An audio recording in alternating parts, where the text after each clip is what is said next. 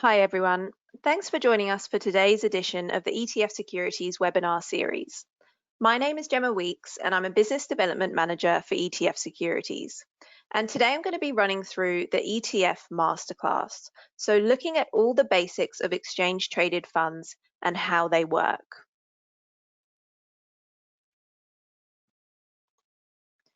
So before I kick off, I'd like you all to have a good read of our disclaimer. So please note that this presentation does not take into account your personal needs and financial circumstances. So you do need to seek independent financial, legal, and tax advice before making an investment decision. And whilst you're reading the disclaimer, I also want to let you know that there are a number of documents available for you to download in the handout section. So this includes a copy of this presentation. There's also a couple of flyers for our physical gold and new FANG ETF. There's an article on 5G, which is related to our Robo ETF. And there's also a short summary document on what is an ETF. So please also feel free to ask any questions throughout the presentation, and I will aim to answer all of these at the end. Alternatively, you can see our contact details and website information on the screen now. Please don't hesitate to contact us with any questions that you might have following the webinar as well. So feel free to send us an email or give us a call anytime. So to give you a bit of background quickly on ETF Securities and who we are actually Australia's second oldest ETF provider, and we were founded in 2003 by an Australian called Graham Tuckwell when he launched the world's first physical gold ETF. And that fund is still running under the ASX code GOLD, so gold, and has over $2 billion worth of physical gold bullion held in that fund. Now, following the launch of gold, we now have 18 products across both domestic and international equities, including different themes and sectors, as well as other precious metals, currency, and short and leveraged ETFs as well. So on the agenda for today, I'll be taking you through what exactly an exchange traded fund is, and a bit of an overview of the Australian ETF market as well. We'll take a look through the benefits of using ETFs and how you can build portfolios with them as well, and really what to consider when you're building those portfolios and trading ETFs. So to begin with, what exactly is an exchange traded fund? Well, ETFs are simply a type of managed fund that is traded on exchange. So generally speaking, ETFs are passive funds, and they're designed to track the performance of an index or a basket of assets. So this means that you can get a diversified exposure through a single ETF trade. Through that one trade of an ETF, you could get exposure to an index with 1,000 stocks in it. Now, because ETFs are generally passive, they're also generally more low cost than their active counterparts as well. And as I mentioned, they're exchange traded. So they trade on the stock exchange and can be bought and sold in the same way you would with any other listed stock or share. And it's really for these reasons that ETFs have grown significantly in popularity over the last few years. And you can see from this chart here how rapidly the ETF market has grown in terms of both assets under management, particularly in Australia over the last 5 years, we've seen a lot of growth there, but also in terms of the number of new products being launched. So you can see that there's now well over 200 ETFs available on the ASX, and that's an ever increasing number. And this is just an interesting summary from Investment Trends report from the end of 2019. And it highlights the key reasons for the growth in the ETF market and why so many investors are now using them.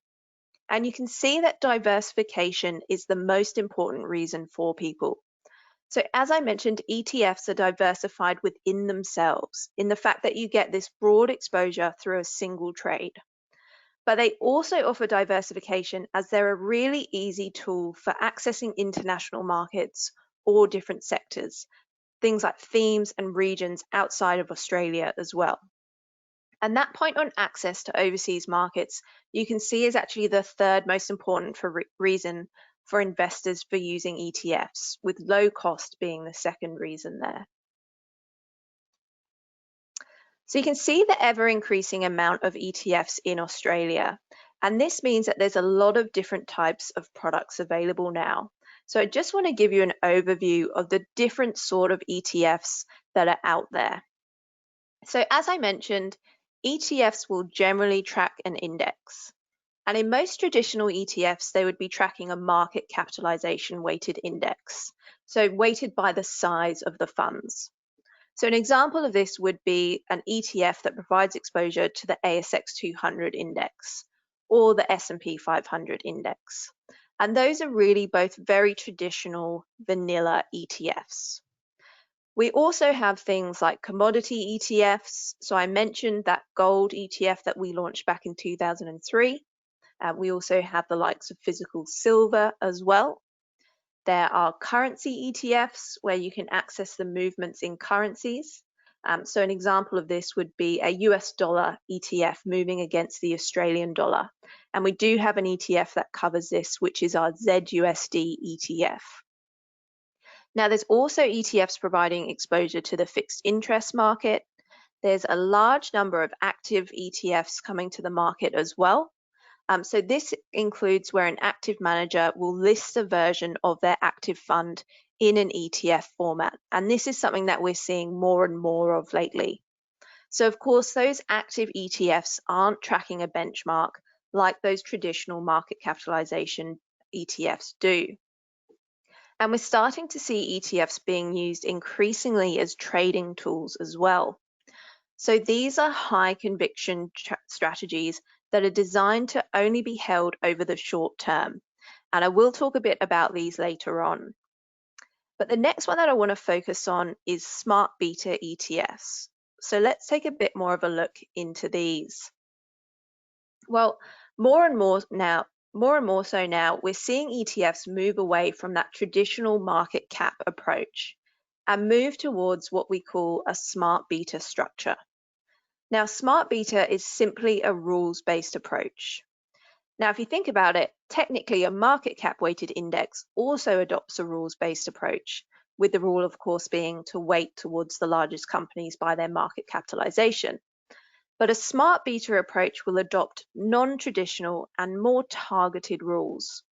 So, for example, a smart beta ETF could take an equal weight approach instead of a market cap approach. Or it could apply certain filters to a traditional index, such as filtering for high-yielding stocks, like our Australian high-yield ETF ZYAU does. So in this particular fund, which is the second example on the right-hand side of the screen there, ZYAU looks at the ASX 300 index and it applies a number of filters. And it's applying filters to look for high-quality and sustainable dividend-paying yield companies. So it's a smart strategy on the ASX 300 and it's a focused strategy on yield. But they could also have multiple rules within them. So for example, a fund may filter for both high yield and low volatility. And that's what our US high yield ETF ZYUS does. And that's the top example on the screen on the right there. And ZYUS looks at the S&P 500 and it filters for high yielding companies, and then it filters for the least volatile high yielding companies. So smart beta ETFs are really just a smart approach to an index. They allow investors to target much more specific outcomes. And in most cases, these smart beta ETFs are still tracking an index. They're still replicating an index, so they're therefore still considered to be passive investments under that ETF structure. So the next aspect to consider when looking at an ETF structure is whether it's physical or synthetic. Now, a physical ETF means that the ETF actually holds all of the underlying stocks or the assets from the index that it's aiming to replicate. So for example, all of our equity ETFs, like that Australian and US yield ETFs that I've just mentioned, ZYAU and ZYUS, they physically hold the underlying stocks that make up the indices that they track. And it's the same for our commodity ETFs, and they all provide exposure to various precious metals, including gold and silver, and they're also all physically backed. So we actually hold the physical precious metals within vaults with our custodian. Now, within physical ETFs, you can get full replication and you can get sampling structures. Now, full replication means that the fund holds all of the underlying holdings in the exact same composition as the index that it tracks. But sampling, on the other hand, is often used when an underlying index is particularly large. And in that case, you could incur high transaction fees if you're having to trade thousands of stocks in order to replicate the index. So in this case, what an ETF provider can do is they'll use a sampling technique where they're still aiming to replicate the returns of the underlying index, but instead of holding the full index, they'll hold a large sample instead. But not all ETFs are structured in this way, and some are actually structured synthetically. So in a synthetic ETF, the fund gets exposure to the price movements of the underlying assets through what we call a swap agreement. Now, this is where a swap counterparty will provide the performance of the asset in return for a fee. But what this does is it does create a layer of counterparty risk with that swap counterparty. And this can be an issue in synthetic ETFs. It's an added layer of risks to consider. But actually, some products can't be physical. So in some cases, an ETF actually has to be built synthetically. So an example of this would be for perishables like wheat or commodities like oil, where it's just too hard for an ETF provider to store those physically. So instead, in these cases, those funds do actually have to be structured synthetically. So to give you an example of some of the funds that fit each of these categories, I've mentioned that ETF Securities, all our equity and commodity ETFs are physically backed and fully replicated. So you can see a number of examples from our products in this left-hand column here, including the likes of our India ETF, our Global Technology ETF, and of course our physical gold ETF. But that is the same across all our equities and commodities. So we hold the underlying holdings or asset in the exact same composition as their underlying benchmark. Now you can also see here a couple of examples of ETFs that use sampling as well. So the likes of the iShares Emerging Markets ETF, IEM, or the SPDR World X Australia ETF, WXOZ. And again, this is normally used to try and keep transaction costs down when you've got a particularly large index exposure. And then I've also got some examples of synthetic ETFs here in the right-hand column. And these, like I said, include some of those products that just can't be made physical. So like the BetaShares Agriculture ETF or the BetaShares Oil ETF, it just wouldn't be feasible to run these exposures physically. So in those cases, they are done synthetically. Now, the final type of ETF structure that I want to focus on is short and leveraged ETFs. And these are really something that have started to grow in popularity, particularly over the last couple of years. So if you think a traditional ETF aims to give you the performance of the benchmark it's tracking on that one-for-one basis. So it's aiming to replicate the returns. Well, a leveraged ETF is aiming to magnify those returns of the benchmark. But that can mean that it's magnifying both the gains and the losses. So they're obviously more high risk investments. And they're really designed as those short-term trading strategies. They're not designed and not considered to be buy and hold strategies. But what they do is they allow you to express high conviction views around the future performance or outcomes of upcoming events by taking just a temporary position in that market. And on the other hand, a short ETF will give you the inverse returns of a benchmark. So really you can use these when you're expecting a particular market to fall in value. And they can be used as hedging tools to avoid selling existing exposures and potentially realizing a capital gain or even crystallizing losses. And you can take that temporary exposure to offset those existing positions. Now, at ETF Securities, we do have a couple of examples of these short and leveraged strategies, and we launched these back in July. And there are short and leveraged NASDAQ funds.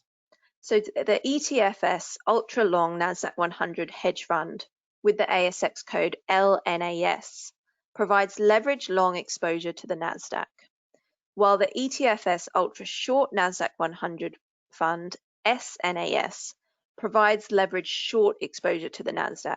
So SNAS is really to use when you expect the NASDAQ is going to fall, and LNAS is to use if you expect the NASDAQ is going to rise.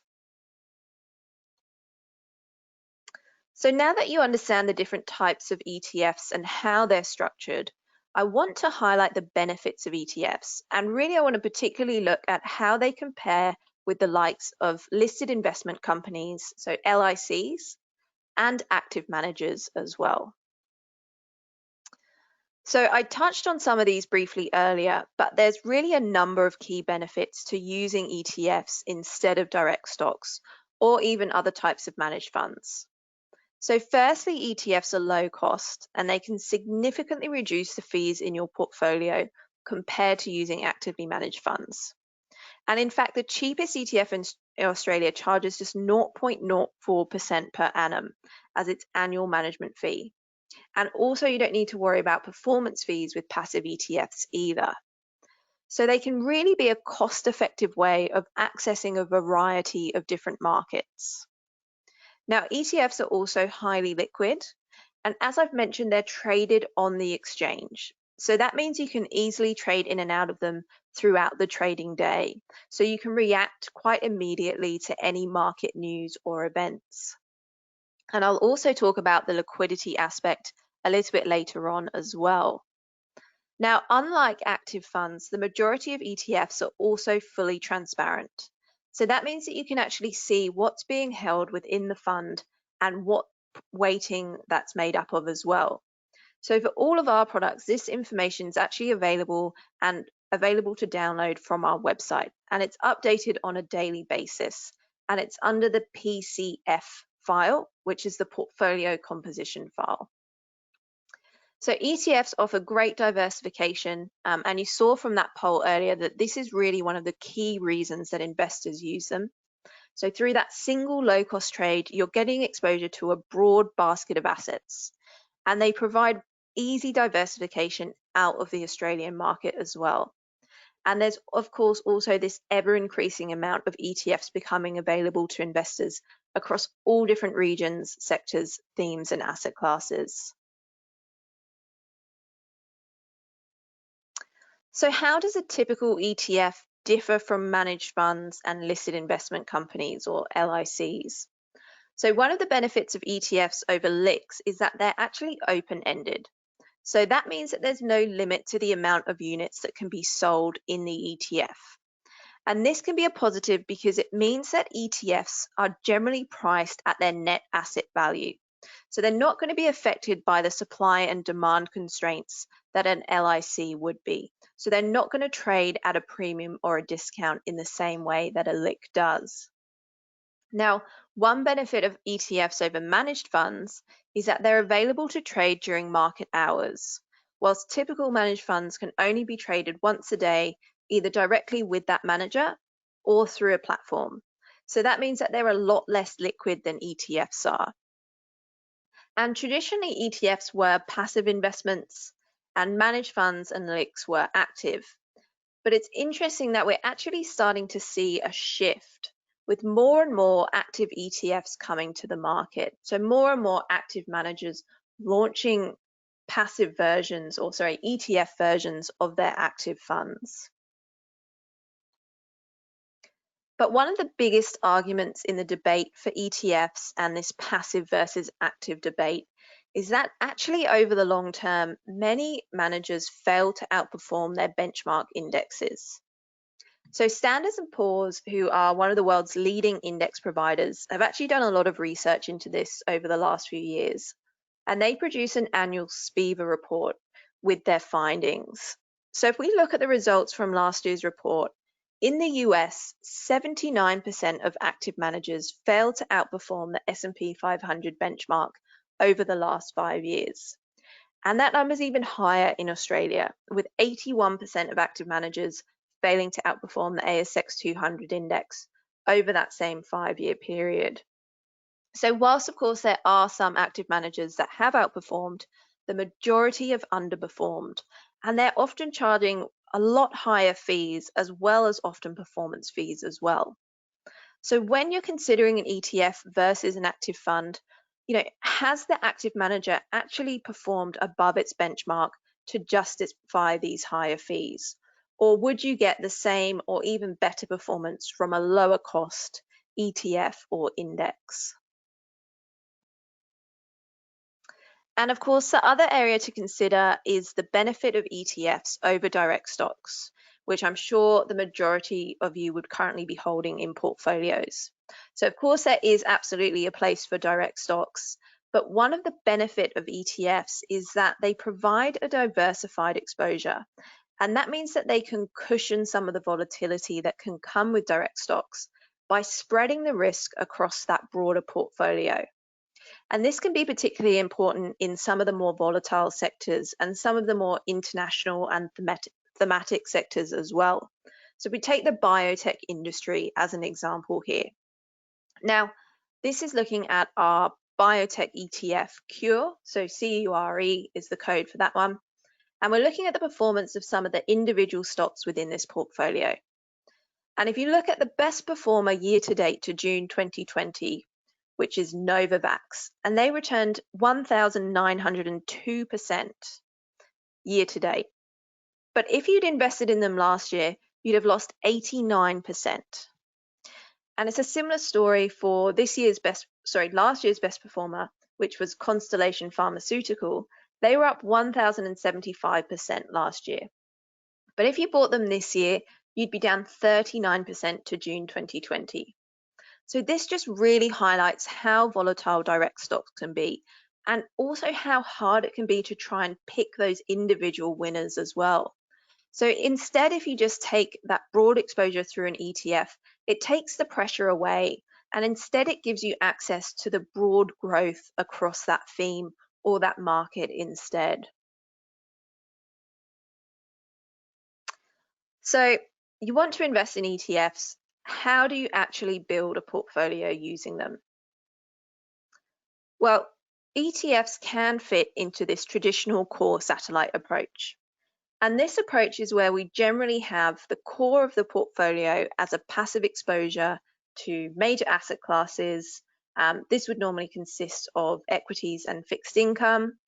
The core of the portfolio is generally going to make up about 65 to 85% of the portfolio as well.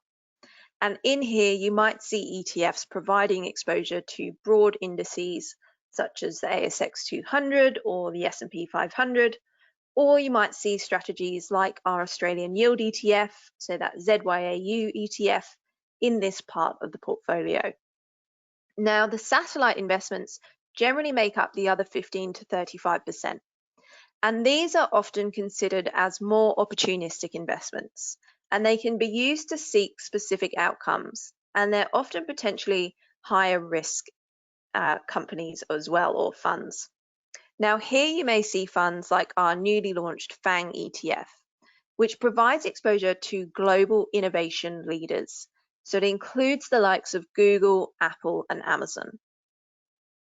And the final element here is trading tools, which I mentioned earlier, and these will sit outside of the core satellite portfolio. So that's like those short and leveraged funds that I mentioned before. They're typically used as those very short-term investments. So really here you can see how ETFs can fit into each element of this portfolio construction stage. But really where an investment fits in the core satellite approach will depend on each individual investor. So for one investor, what they consider to be core another investor may consider that to be satellite. So I mentioned the ETF Securities FANG Plus ETF, FANG, and it provides exposure to those global tech and tech-enabled leaders. Now, for some, an exposure like this might actually sit in the core part of their portfolio. So, for example, a client who's targeting growth may consider it a core investment, whereas someone who's a bit more risk averse might take FANG as a satellite part of their portfolio instead. But this example is, of course, just general and doesn't take into account anyone's individual circumstances. So to give you a hypothetical example of how an ETF portfolio could look, you can see here how we can build a portfolio with both those core and satellite elements using a range of different ETFs. So in this particular example, in the core of the portfolio, we have the ASX 200 ETF STW, and we're sitting alongside the ETF Securities Australian Yield ETF ZYAU for that domestic exposure. And the FANG ETF that I just mentioned is being used in this case for that international equity exposure within the core part of the investment.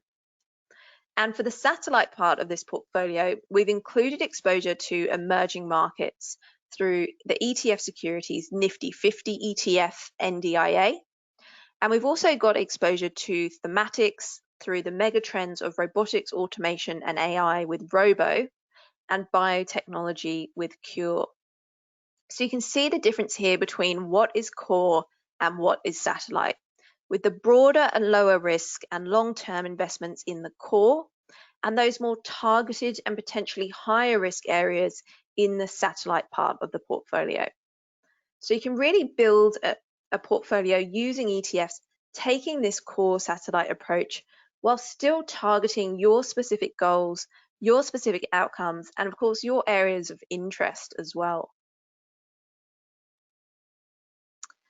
And I spoke about the benefits that ETFs can offer in terms of diversifying your portfolios, but I just wanted to use an example to highlight why diversification really matters when you're constructing your portfolio.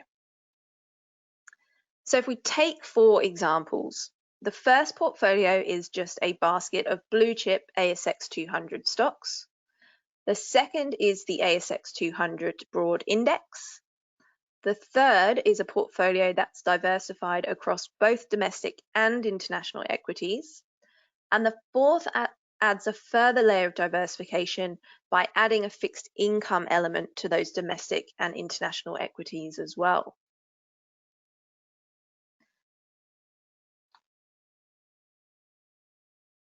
And you can see when we look at the growth of those portfolios over 10 years, it's the least diversified portfolio, which was the basket of those 5 blue chip stocks, has had the smallest amount of growth.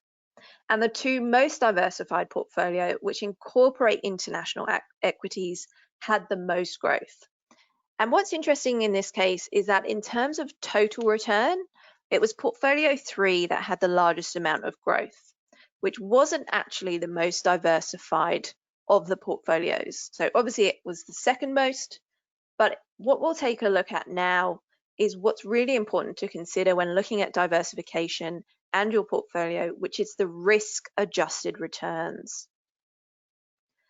So what happens when we look on a risk-adjusted basis? Well, to do this, we can use the Sharpe ratio, and this helps us understand the returns of an investment compared to its level of risk. So a high Sharpe ratio is what we're looking for. That means that the fund has had good returns relative to the level of risk, while a low Sharpe ratio actually means that the funds had poor returns relative to the level of risk taken on. So if we now go back and look at the returns of those 4 portfolios in terms of this Sharpe ratio, in terms of this risk-adjusted return basis, you can see that once again, the basket of just those 5 Australian blue chip stocks has the lowest risk-adjusted return. But this time it's the most diversified portfolio, portfolio 4, which diversifies across regions and asset classes, that has the best Sharpe ratio. So the more we diversify each of these portfolios, the better the risk-adjusted returns get. So you can really see how important diversification is in terms of reducing the risk in the portfolio and therefore improving the risk-adjusted returns. And ETFs just offer a really simple solution for achieving this level of diversification. So looking at building your ETF portfolio then, who are the different participants that you as an investor will have to deal with when you're looking to trade these ETFs? Well, we have what we call the primary market and the secondary market. The primary market is where the securities are created, whilst the secondary market is where those securities are actually traded by investors. So in Australia's case, the secondary market will usually be the Australian Stock Exchange, so the ASX. So in the primary market is where we as ETF Securities sit as that ETF provider. And we deal directly with the authorized participants to facilitate the flow of our ETF units into that secondary market, so onto the ASX. So an authorized participant is a financial institution that sources the underlying assets or cash needed to create the ETF units. And it's only that authorized participant who can create or redeem with the ETF provider. But that sort of side of it, you as an investor aren't really going to see. You're mainly focused on what's happening on the Australian Stock Exchange, as that's where you're going to be trading. And who you're going to be trading with most likely is what we call a market maker. So an authorized participant can be a market maker, or otherwise they'll deal with the market makers in the fund. And it's the market makers that are providing the volume and both the prices on the bid and the offer for you to trade with. So just to focus a little bit more on market makers and what they actually do. So as I said, market makers provide volume on both the buy and the sell side of an ETF. So this means that ETFs are highly liquid because you're not relying on buying and selling from other investors. Instead, you're buying and selling directly with a market maker who's actually contracted and obligated to be in the market. So that means that there's always going to be that that bid and offer price available during the majority of the trading day. And one of the key things to understand with ETFs as well is that they trade at or very close to their net asset value. And the market makers are there to help ensure that this happens, as they are the ones who are accurately pricing the funds by providing the prices on the bid and the offer. So the market makers use sophisticated modeling to provide prices that move throughout the day based on the net asset value of the fund. So they'll look at things like the last traded value of the holdings within the fund. They'll look at the futures markets and also the currency markets for any unhedged ETF. And they use this to work out accurate intraday pricing for the fund. So as I said, as an investor, you're trading on exchange and most likely you'll be trading directly with a market maker. You're not relying on other investors to buy and sell with you. So now I want to focus on the actual trading of ETFs, and there's a few things to be aware of when you're looking at them. So a couple of things to consider. So first of all, ETFs are liquid investments, and they actually often have a hidden layer of liquidity. And I'll come back to that in just a moment.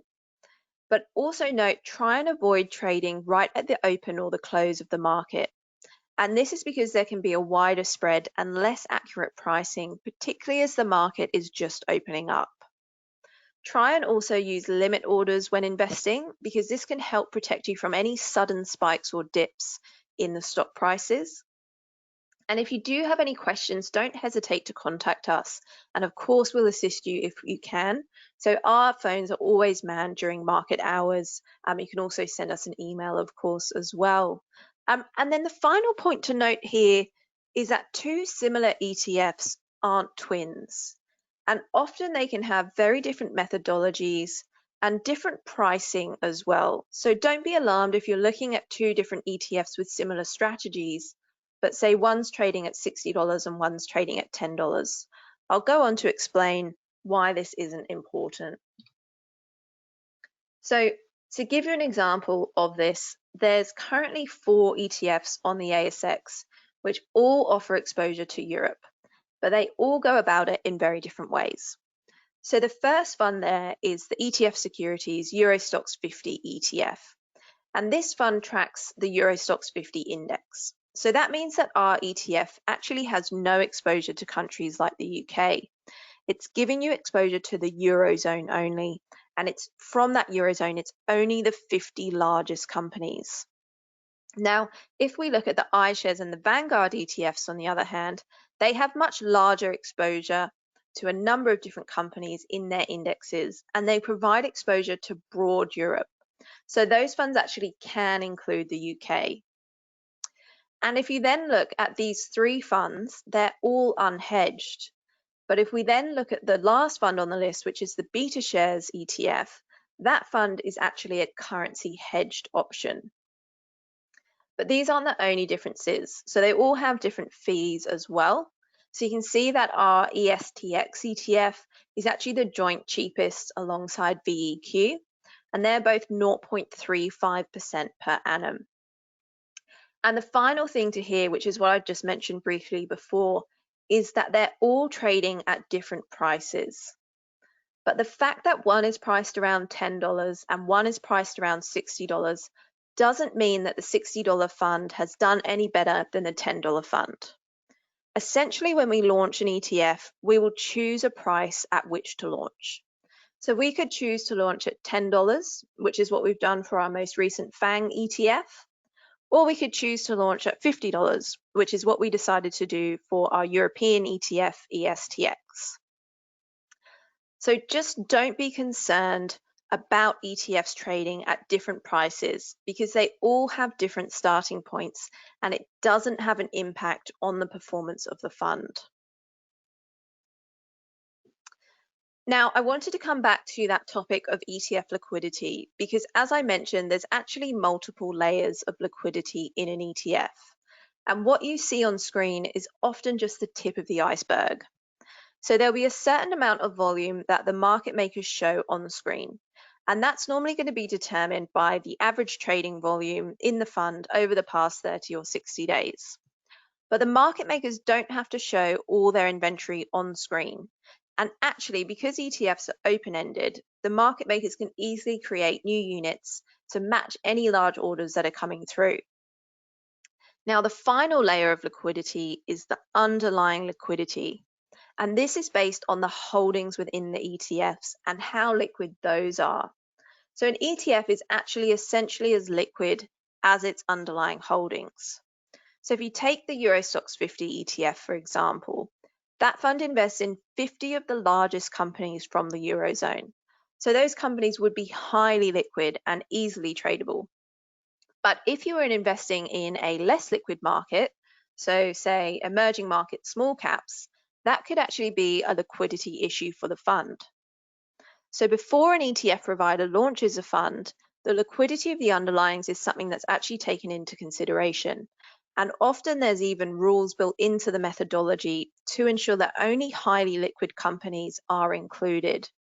And this means that you don't need to be concerned about the size of an ETF because the liquidity is actually derived from those underlying holdings instead, rather than the size and the AUM in the fund.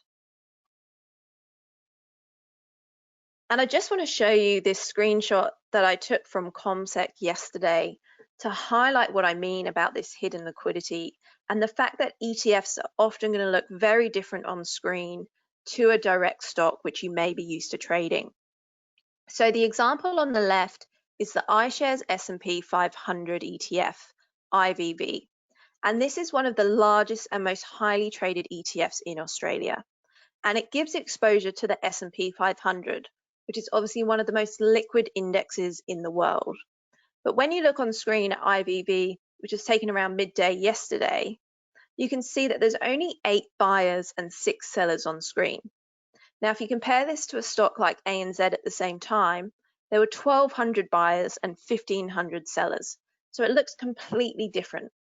But don't be alarmed by this. ETFs are going to look different, but remember that they have that market maker there to facilitate the trading on the buy and sell side, you're not relying on those other individual investors to buy and sell with you. And there's also those hidden layers of liquidity that I discussed before. So the market maker is easily able to add more volume on screen on either side of the trade there, depending on what the investors need. And finally, I just want to highlight that there are, of course, a number of risks associated with investing in ETFs. So these do include the likes of market risk. So there's obviously no guarantee of the performance in an ETF. There is tracking difference risk, which is where the performance of an ETF may not actually be in line with the index that it's aiming to replicate. And also, depending on the investment that you choose, there could also be country and emerging market risk and the likes of currency risk as well in an unhedged ETF. So for a full list of the risks associated with each product, we do always recommend reviewing a product's PDS before you invest. So finally, I just want to highlight the resources that we have available for you investors and how we can help you further on your ETF journey. So I did mention that ETFs are transparent. So on our website, we have the full holdings lists available for each of our products, and that is updated on a daily basis. And as I said, it's under that PCF file, so portfolio composition file is where you'll find that. And importantly as well, we have a number of resources, including the likes of educational videos and articles, investment notes, product fact sheets, and market commentary as well. So we provide a weekly market ETF monitor, which shows you the performance and the flows in the ETF market on a weekly basis. And we also have an ETF landscape, and that documents all of the ETFs that are available in Australia in a nice, easily comparable format. And on our website, you'll also find all the information about our full product range and how each of these individual products is run. So as well as their performance and other trading information too. Now, in our commodities range, we have physical exposures to gold, silver, platinum, palladium, and a basket of all 4 of those precious metals.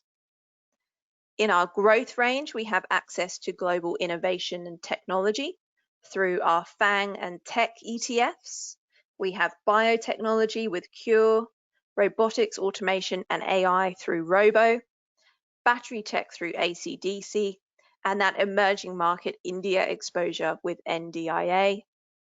And in our yield and international range, we have global infrastructure with Core, high yield Australian and US equities with ZYAU and ZYUS, European exposure with ESTX, and US dollar exposure with ZUSD. And we also have those short and leverage funds, which I mentioned earlier in the presentation. And of course, you can find more information on each of these funds on our website. So I just want to leave you with an interesting story about one of the most famous index fund believers, who is Warren Buffett. Now, back in 2007, he made a bet that the S&P 500 would outperform a hand-picked selection of hedge funds over the next decade.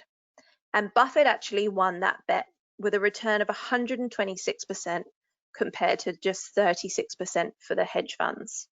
So it just proves that we're not the only ones who are big believers in ETFs out there. So thank you everyone for joining us. I will now have some time for any questions. So please feel free to send those through and I'll start answering those in just a moment.